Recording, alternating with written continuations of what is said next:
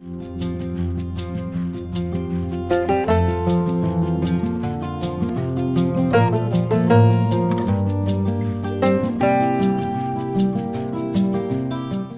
it's this one verse. Before I get into the video, I figured I should address recent followers and like the unprecedented amount of growth I've had recently. I wanted to thank Olivia's Catastrophe, Fantasy Book Addict, and Amber Dior for the shoutouts. Given the recent murders of Breonna Taylor, George Floyd, and Tony McDade by the police, I wasn't really feeling like engaging with my channel or publicizing my videos. There's like a lot of organizing and mourning going on Twitter, and it just didn't seem like the time.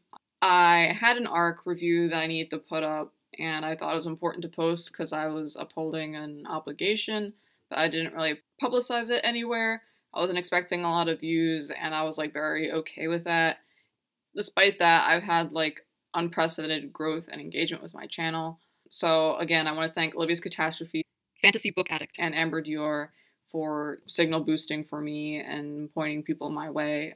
Given the ways I've seen bookish people on Twitter making connections between the recent organizing around BLM and reading fiction by Black authors, I feel like I should emphasize that I'm not an anti-racism educator. I have understandings of white supremacy and anti-Blackness because of like personal reading and like life experience, and I bring those understandings to my reviews, and some of the books that I read do speak on white supremacy and anti-Blackness because I am reading books primarily by Black authors. But like, if you don't have the knowledge of the history and the theory, then you're not gonna get the same messages out of the books that I do, and you might completely miss the message. So now that's out of the way, I was tagged to do the Booktube Real Talk 2.0 tag by Shane of Luxurious Blue, and given the recent conversation around the treatment of Black booktubers and how Booktube views books by Black authors, I figured that this was like a good time to do the tag. If you could give yourself one piece of advice when you started making videos, what would it be? I would have advised myself to like kind of sit down and make like a game plan and be like very strategic about where I was going to publicize my videos. It's very hard to get traction when you first start out. You don't like have a rapport with people, so it's easy to feel like isolated and unmotivated to post it. And like, I was fortunate enough that like I had an in with Onyx pages, and she was very generous about like telling people about me and directing people to me. And for me, like I found the best way to publicize my videos was Twitter. Like, getting on Twitter was huge for me. It was a lot easier to find community and like other booktubers doing things I was interested in. It's a lot easier to let people know like when I had posted and organizing collaborations and all that. And also, what are your thoughts on cancel culture? I'm very ambivalent about it. I am kind of like roll my eyes a little every time I hear people say that, because mostly when I hear people complaining about it, it's like people who want to support people or read books that say racist, sexist, or like queer antagonistic, you know, whatever ism-y thing, and they just don't want anyone to name it. And I very rarely see someone actually being canceled. Like, I will definitely see people getting dragged. I will see people airing their grievances, pointing out flaws after someone gets dragged. I very rarely just kind of see them like disappear off the face of the earth. Like, they can't work in publication anymore, they can't write anymore, like they can't be on Booktube anymore, like what have you. Like, and also like, it seems weird, like when people criticize cancel culture, it seems like they think that strangers are obligated to like certain support from other strangers, and like also that certain people are owed a platform, and I don't really agree with that. So like, if people are doing or saying harmful things, like they're most definitely like not entitled to my financial support, be that through free publicity or through buying their book. And also, I feel like this conversation ignores like, okay, like who can't be canceled because like no one put them on in the first place. Like, there's like a lot of discussion going on with Publishing Paid Me about like how little POC authors and like Black authors in particular get paid in advances, and basically how little faith the publishing industry has in their ability to sell. Also, I feel like people are just very fickle about cancel culture. Like, I don't know how much people actually care about like the principles behind like the social justice lingo that's kind of entered the mainstream. in the past, I don't know, 6 years or so. Because I feel like on book Twitter, I will see people calling things out, and I think that they value a certain thing, but then their reading might not reflect that. And I feel like people kind of just cancel people that they already didn't like. And it just kind of seems like an opportunity for some people to make it look like they're doing something when like they're actually, not really doing anything. And also, to be honest, I sometimes wish that people would like actually just get canceled, because it feels like people's white faves get pass after pass. So I had to refilm a bit, and I don't feel like faking continuity, but I'm gonna just wrap up my thoughts on cancel culture by saying that it's also just frustrating from a selfish standpoint, seeing like how many like years of like outcry and grievances and like how many people will have to come forward for us to even like talk about certain authors being deplatformed. It's very frustrating to be a person who's like negatively impacted by some of the things these authors are getting called out for. It's just like a reminder of like how little you're valued, that people would put someone who's just like making art over your safety and like your value in the community. And also, it's just frustrating from another selfish standpoint of thinking of all like the Black, disabled, like, LGBTQ plus, like all these like identities that are like stifled in publishing, who like don't even get a chance to get these huge followings and like these influence and these platforms that these white creators are. And like when they get the chance, they're just like dismissed so quickly and like discredited so quickly and like dragged for so little and get so little grace. It's just very frustrating, because they often have stories that I want to tell and I think are more innovative and exciting and well crafted than the faves that people are mourning for getting canceled or dragged or what have you. Do you consider Booktube to be a welcoming community? Yeah, Onyx Pages put me on. She sent a lot of people my way, and they were very kind in like subscribing and commenting. And so in that way, I think it is like very welcoming, like word of mouth and like the bonds that people build. But I also aggressively like curate my space. Like I knew getting on Booktube that creators who get really big are mostly white, that the books a lot of people want to talk about are by white authors. I think usually YA. I don't know if that's recent or not. And I just knew that like I'm not a white booktuber and that I'm not going to be reading very many of the books that are like very, very trendy. And so I just moved accordingly. And I also knew that I didn't want to be like the token Black booktuber. Like I didn't want to be the only one in any space I was in.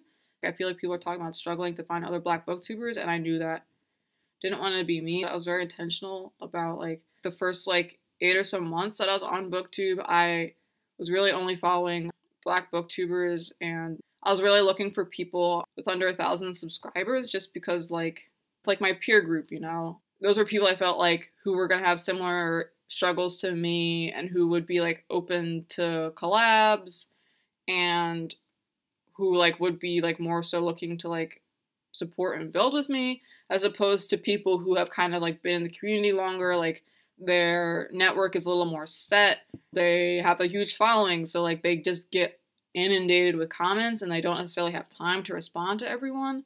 And I feel like, since Onyx Pages put me on and like that like response I got was like so pivotal to me staying on Booktube, that I feel like I really do try to encourage newbie Black booktubers when I see them and like comment on their stuff. And I feel like that has like come back to me. Like I feel like people have been very generous in shouting me out, in lifting me up, and naming my influence. My influence, like in the very few cases where it applies. And sort of like after I hit the 8-month mark, I was like, I feel like I have like that grounding that I wanted, so I can spread out more now. Given like, the murders of Black people by police that are being protested via Black Lives Matter, I initially said I was like very cynical, and I did feel very defeated, because I remember the first time that the hashtag was created, and like it felt like very little came out of it. Like people were charged and then they got like slaps on the wrists, like very small sentences if anything. And like it just also just happens so frequently that I feel kind of numb. Like even the ones that just like don't make the news and don't get like a national global response. But this time around, I want to thank the Black bookish community on Twitter for making my experience different this time around. I felt very galvanized when I was looking at my feed. I found a lot of resources, ways to plug in, places to donate, petitions to sign, numbers to call, stuff like that.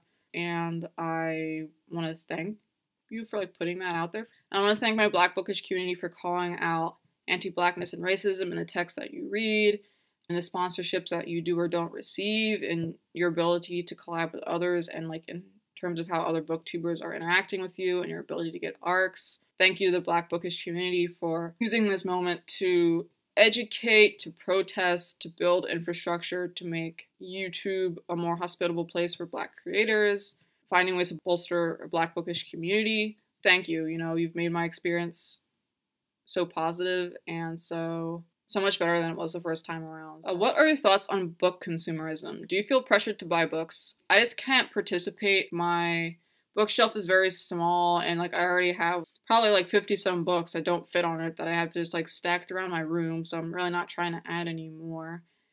And also, it just like wasn't how I was raised. Like, I grew up in a very rural area and we couldn't access the library, so if I wanted to read something, we had to buy the book, and it just got really pricey really fast. And once we moved to like a more urban area, my mom was just like, if you're using our money, you can only buy a book if we can't get it from the library. And it's just like a habit that's stuck. And also, I'm just like very cheap, and I don't really necessarily want like really nice editions or like variant editions for most books, like, because again, pricey, and like I'm someone who's very rough on my possessions, so like the nice things I have don't stay nice for too long.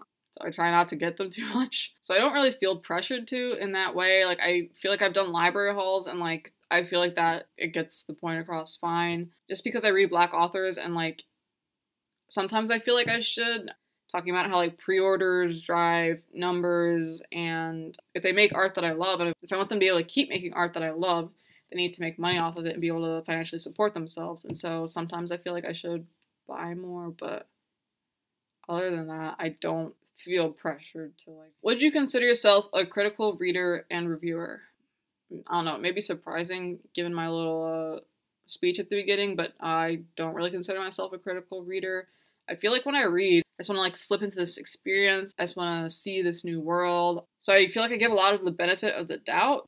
I think I am more critical when it comes to nonfiction, but I do know that like I do have trouble being critical when I feel like the author is like so much smarter than me. Like, you probably will never see me review a Toni Morrison book on my channel. I just have too much hero worship for her. And I kind of have that issue with nonfiction too, where if I just feel like the person is like so much smarter than me and like they're so over my head, like I have trouble like asking questions and being critical. So I am trying to be more critical. One, I think it makes me look unreliable in terms of like my Goodreads rating, that it is like 4.5. Like, I have different rating systems for books versus short story anthologies versus short stories versus graphic novels versus comics, so it's like a lot of wires like crossing. But I think that people like expect it to be a lot lower. I think people might think I'm fake and like that I'm just like, I don't know, making stuff up, and so maybe I should be like more critical. And also I want to be better at like, I'm gonna try and read more theory so I can be better at like naming like isms and stuff, harmful stereotypes, and like character representation. Thing I'm working on. Do you take part in readathons, and what are your thoughts on them? I love readathons, but they're stressful for me just because of like the timeline. Like, it's pretty much like you want to get out 2 videos within a month, the TBR video and your wrap up, and that's a little tight for me. And also, like, I'm a mid-range reader, so it takes me about a week to get through a novel, so I prefer like the 3 to 4 week readathons. So I really probably would only do like 3 a year in terms of participation, just because I have so much other content I want to make, and more than 6 videos devoted to readathons seems like too much for me.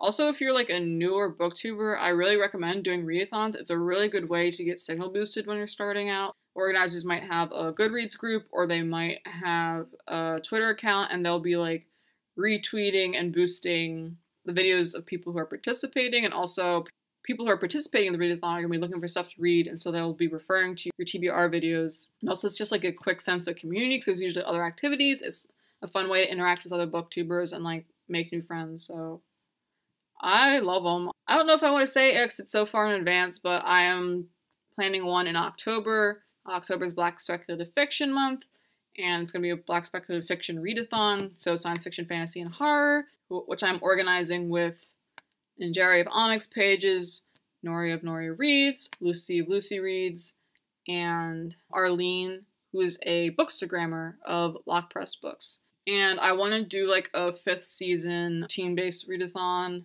sometime like in 2021. So recommend a book with a topic or issue that you are passionate about. I would recommend Farming While Black by Leah Penniman.